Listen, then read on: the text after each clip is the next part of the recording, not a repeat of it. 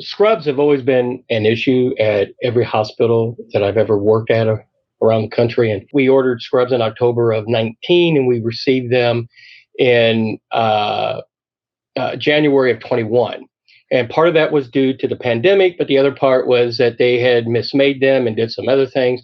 And it was just taking far too long. So when I learned about RAI and what they do and what they create, and with their scrubs, and just the whole reason behind what they do, helping immigrant women in need by giving them training in how to sew and operate their own alteration business, and then paying them a living wage while they do that, and then sending them out into our community.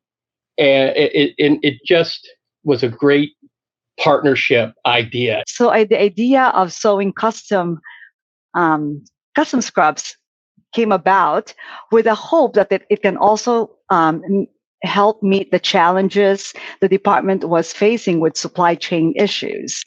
So last year in 2021, Swedish contributed a 20,000 grant to RAI to hire a trainer.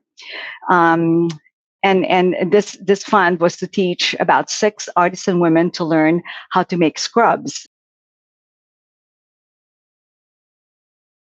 One benefit that RAI has is that a lot of their product that they use, a lot of the fabric they're using is donated. And so they don't have those same supply chain issues for the most part. Now, if you want a particular fabric that they have to order, there could be some delays in that. But for the most part, the majority of their scrubs and other products that they make are from donated products. So they're not experiencing the same supply chain issues that we're experiencing. They literally will custom make this to your specs. And I have yet to see a pair of scrubs, tops and bottoms, that they've custom made that were more expensive than where the caregiver can currently buy them. So the pricing is right on par.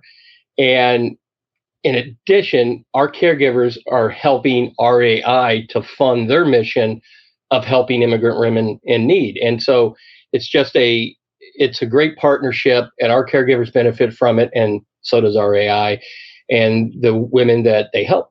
The funding is really enabling them to expand and elevate their sewing skills from simple mask, jewelry, and crafty items to more complex scrub making.